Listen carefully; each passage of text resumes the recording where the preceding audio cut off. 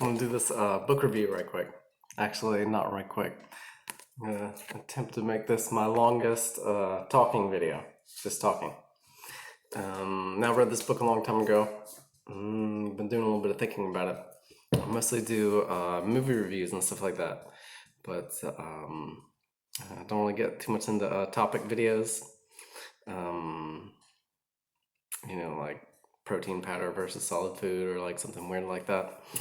Just like movie reviews and topic reviews and live workouts and stuff, which I'll get back into a little later. I have my computer was right there. It's actually right here, holding my phone up.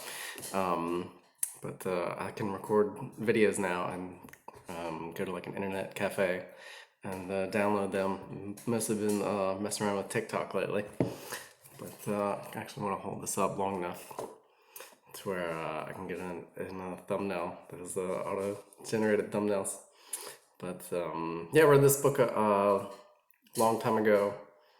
I want to say maybe 15 years ago at least. I ordered it from one of those Kung Fu catalogs, but you can see it also in bookstores as well. See, it's volume 4 right there. See that from the Bruce Lee collection, compiled from his notes after he died. Volume 3 is maybe one of the best ones about philosophy and stuff like that, and has a little bit of exercise and stuff.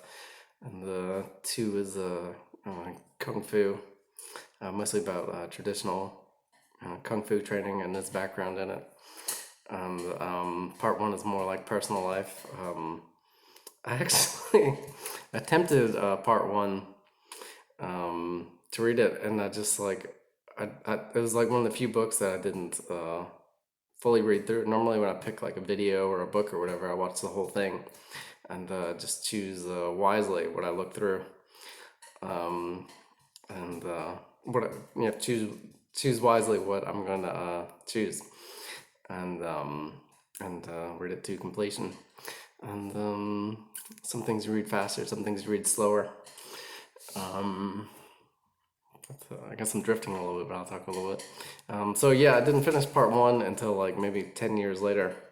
I guess was that like a slowed down point in my life. Things weren't moving at a rapid pace or whatever. Because part 1 was just kind of boring. Like it was just his personal life, and it wasn't as much about the training and philosophy and everything like that. It was more for like super fans, like how does he brush his teeth and like what does he like to do out on dates and stuff like that. And I just wasn't very interested in that. But this one was really good. Maybe even the best. This one, part 3 or 4. And this is all about his exercise methods, routines. As I said, it has his compiled notes in it, and it talks about various thought processes and routines and methods that he chose to exercise. And it's got a lot of nice pictures in it. So I'm kind of going off the fly. I have some notes under here I haven't even looked at yet. Just doing an introduction. But yeah, it talks about his working out, and it's got some really nice pictures in here. Just want to show them off right away. The 2 main ones. See, this is when he first started. I'm trying to hold it up to the camera. Looks pretty smooth, pretty regular. He started Kung Fu, I want to say 12 or 14. That was in one of his other books. I think it was 12. Might have been. I think it was 12. 12 or 14. This one he looks maybe around early 20s, something like that. And that was before. Well, I guess it was still earlier on in his journey. And this is the most extreme picture in the book right here. See that chest, particularly right there. Wait, just divots in there. Pretty incredible. And so, say he had like a lot of kind of average genetics, but I guess not particularly. A lot of that, like the traditional martial arts and everything, is like an average build, kind of average looking in a lot of ways. That way you can pick up all the various techniques and exercises, so that you can physically do them.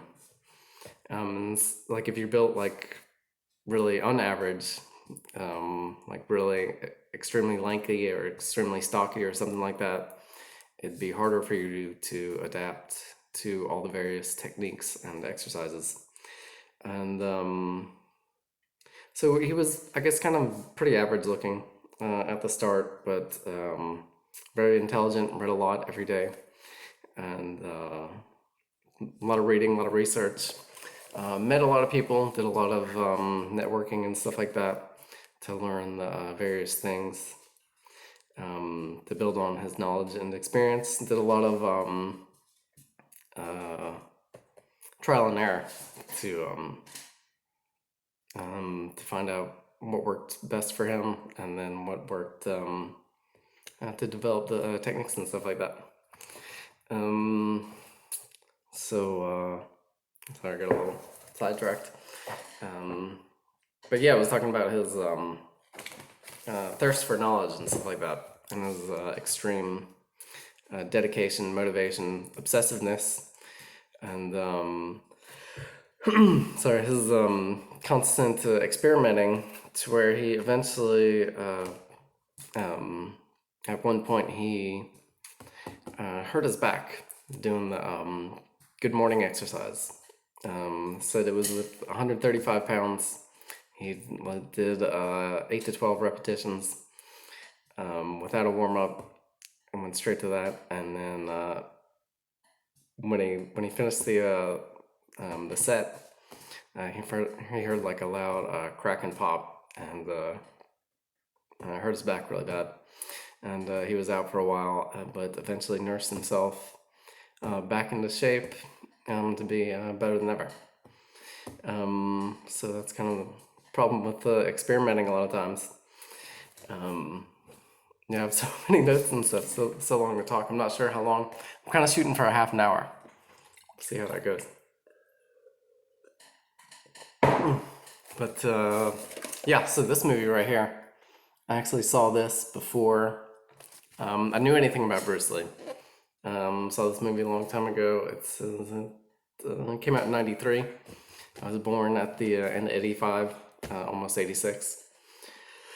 December 29th. So yeah, I was pretty young when this movie came out, and this was my first impression of Bruce Lee and Jason Scott Lee.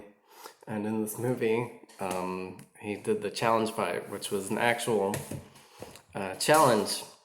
Like the match really took place, but it says in the movie that the guy kicked him in the back when he wasn't looking, and that's where his back injury came from, when in actuality it came from lifting weights, a weightlifting accident. So this movie is based on a true story. So that's always funny how they say based on a true story. Based on a true story. So it was a little joke, little joke, something kind of was thinking about saying, I probably shouldn't.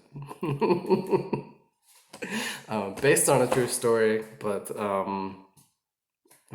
taking a lot of liberty with the facts and stuff like that. And so Jason Scott Lee, yeah, and so he was like a lot bigger than Bruce Lee and everything in this movie. So then when I think I was at the mall in Georgia, and it was like one of those video stores, and I saw a picture, a movie with Bruce Lee on it, and I looked at it and I was like, whoa, this guy looks a lot smaller, a lot different. Yeah, just one of those things. And I guess that's pretty noteworthy. It's not in my notes, but I guess I'll keep going. Um, I figure I'd drift a little bit and just see where this discussion goes. But yeah, Bruce Lee was only said in this book right here, 135 pounds on a good day, and most time about 125.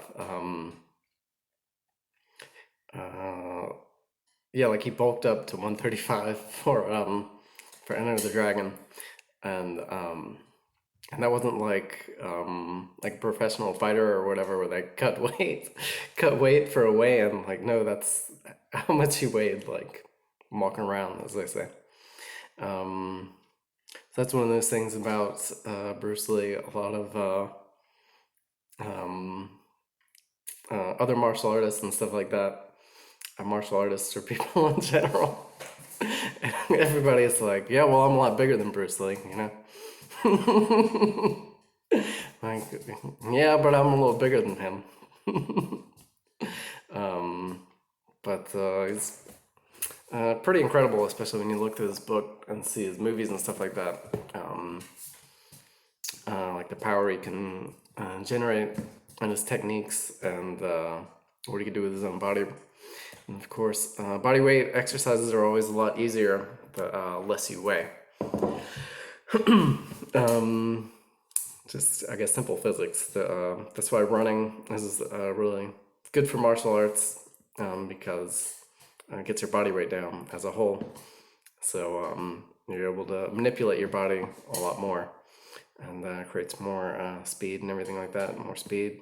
So strength times speed equals power, as they say. So more speed, more manipulation of your own body, and then you're able to work out longer and harder because you weigh less and you have better endurance, better lungs are in better condition. So like when you start running or like a cardiovascular program, it has a twofold benefit. Your body weight goes down and your lungs get stronger, so it's kind of like a rapid increase.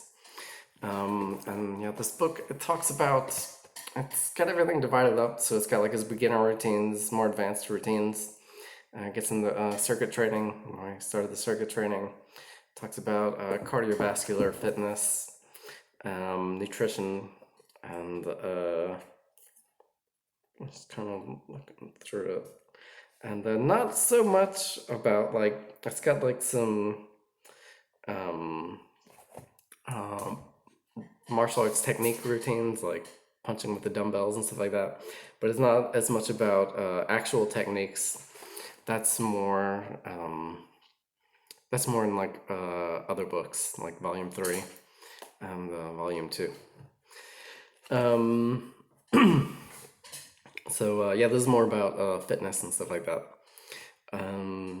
That's a pretty important thing with the martial arts is the conditioning of the body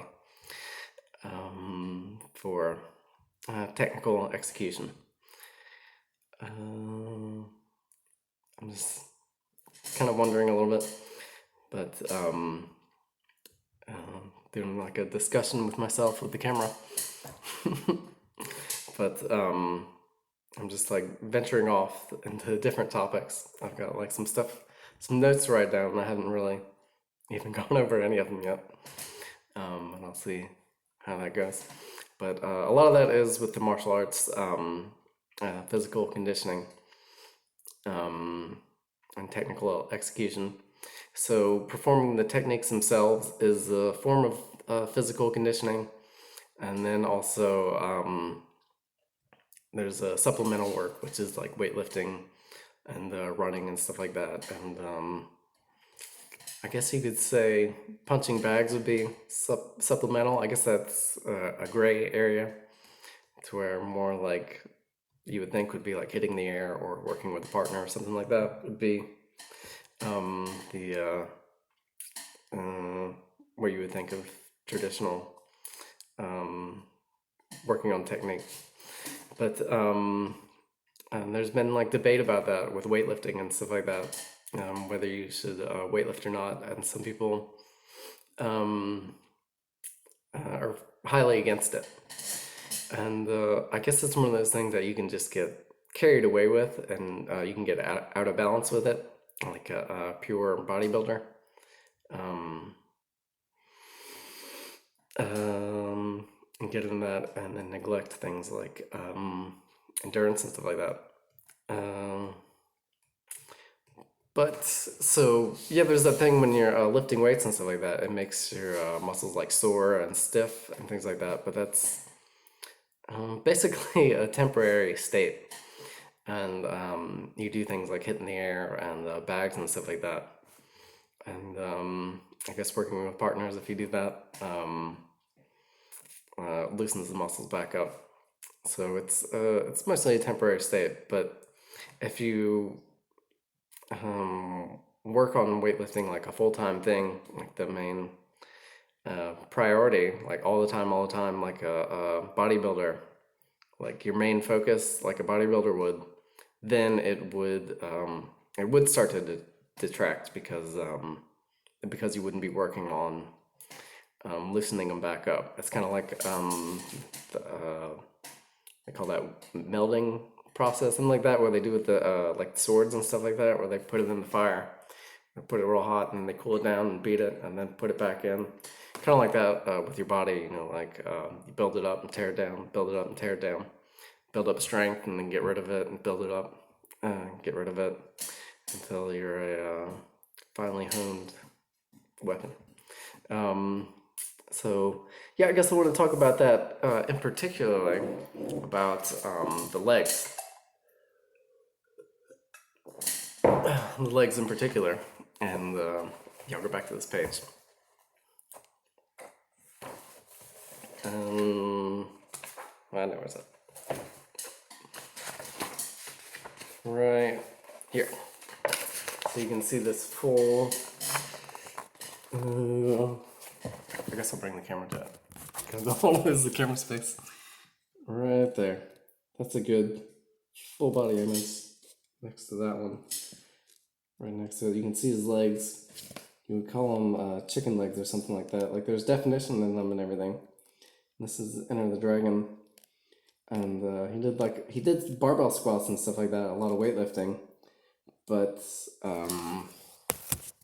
they're by no means bodybuilders' legs. So it's one of those things. Running. That's pretty much running and kicking takes the size away from the legs. But it's still important to develop them. And the thing about weightlifting that's so good about learning weightlifting and bodybuilding, which Bruce Lee did a lot of like the traditional, I guess you would call traditional bodybuilding exercises, as they create balance and proportion throughout the whole body. And what's so good about bodybuilding is learning all the muscles and how to train them, and then also the specifics of nutrition. But yeah, so running and kicking, and kind of looking at that.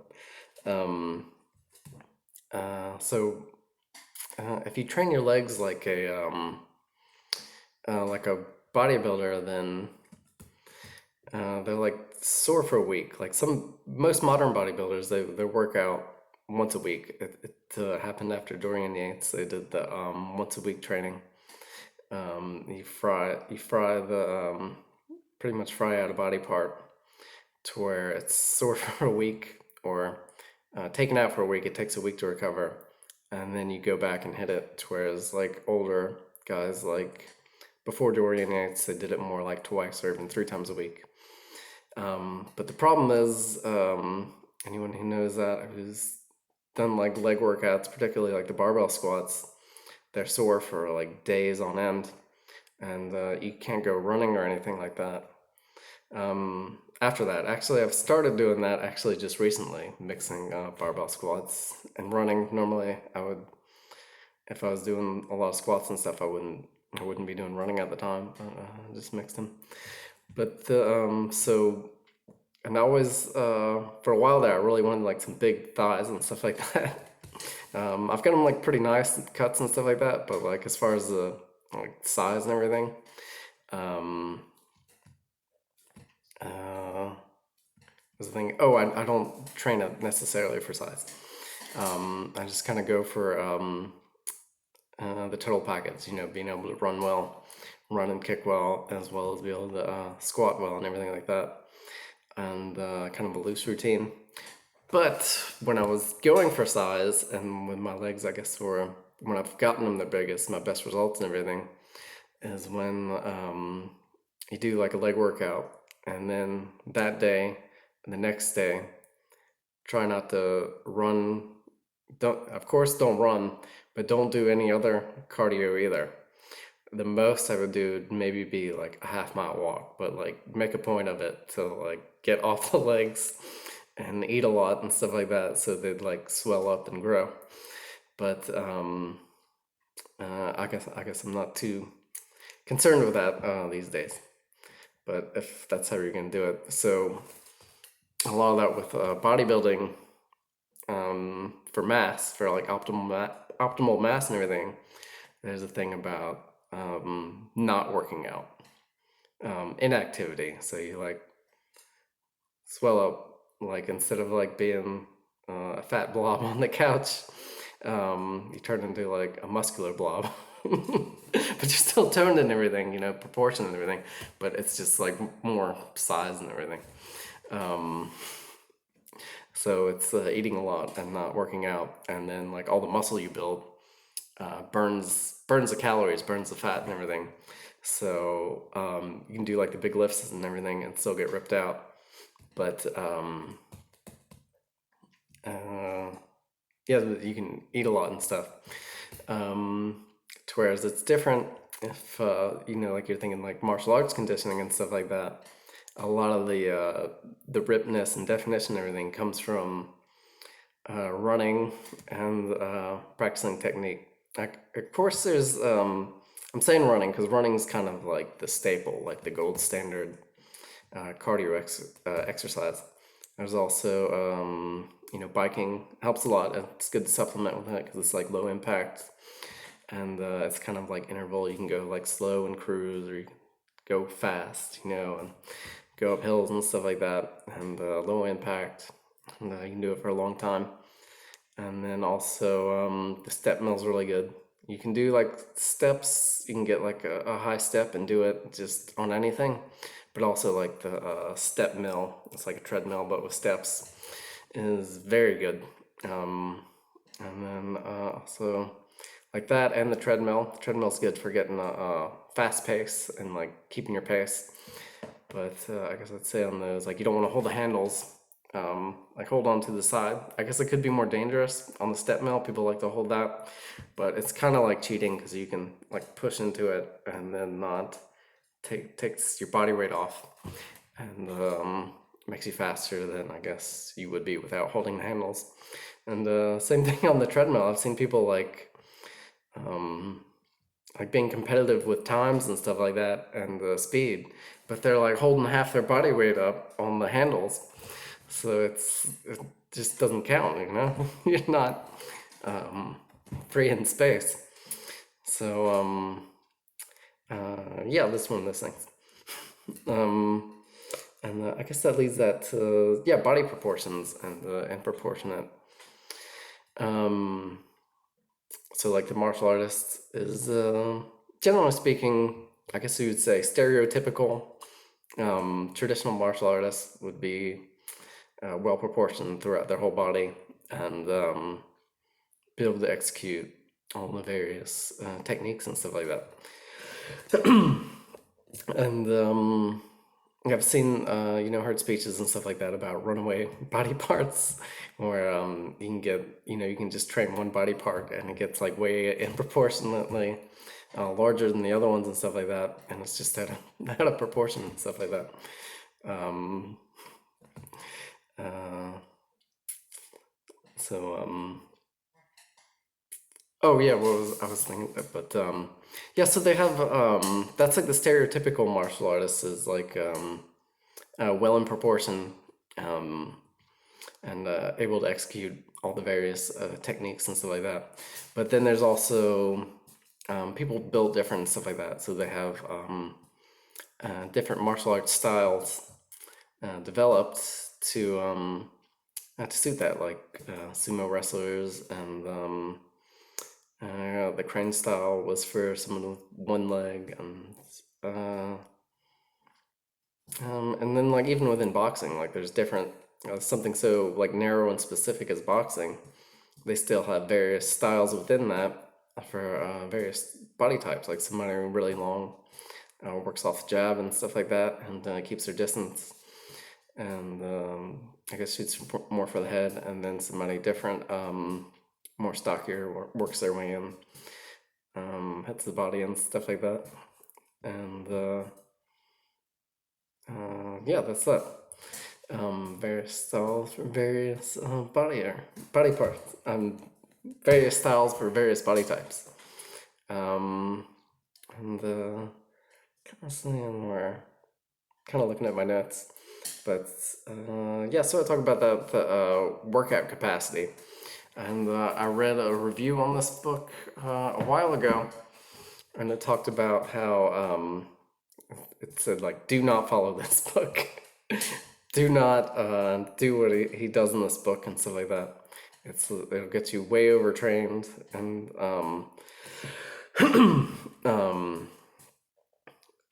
just break you down. Like, don't do it. It's like interesting, but don't do it. But work capacity is different for the individual, and then it's also something that you can build up. So like the first little bit, you get sore and tired or whatever, and then you build up a work capacity. And then some things, I guess it's like genetic, but it's like one of those genetic things that's hard to see. You know, like big biceps or whatever, you can see it right there, but it's harder to see something like drive and drive, determination, discipline, intelligence. So that's one of the interesting things about martial arts as well. It's also kind of a stereotype among like traditionalists and stuff like that, is like kind of average looking, like pretty average, like in shape but average looking. So a lot of it is like what you can't see. Like you can't see just by like looking at someone. You can kind of like if you know what you're looking for and you like look real hard and stuff like that. But like generally you can't see just by looking at somebody, their flexibility or endurance, and then like even strength in a lot of ways. Because like a power lifter is like very strong and they're like muscular and stuff, but they're not like a bodybuilder where they're just like puffed out really large. But that's also another like stereotype about bodybuilders not being strong. They're all huge, but they're not strong. Of course, they're pretty strong, but it's not like it's deceptively not as strong as they look, I guess you would say. Um, and then almost made 30 minutes. Drinking an energy drink here. Just trying to get some little gems out here, Yeah, so I talked about that workout capacity and stuff like that. I was going along with that. So that I also have right here the extreme breakdown, which I guess would be like special forces training or something like that. Which you can have right here, like Tom Platz with the leg training, to go back from the leg training. And I talk about the people training body parts twice or three times a week, and then they move to once a week. But Tom Platz, his big time was like in the early '80s, early to mid '80s, and he was known for his like big legs, and he'd work his legs out so hard that he'd only do them every 2 weeks. So just like recovery, knowing when to do it. And there's just so much to training and stuff like that. Like it's simple in a lot of ways, but in a lot of ways it's complex as well. It says I'm reaching my video size limit. I think it gets here at 30. So I think I'll stop it here and do a part two to this. Unless no, it's still go. So uh, yeah, so it's kind of interesting um, to know how to train and recovery, and I'm thinking about like overtraining. A lot of people think it's like a myth or something like that, but it's like really hard to get to actually overtrain. Sometimes you're feeling run down and you don't recover properly.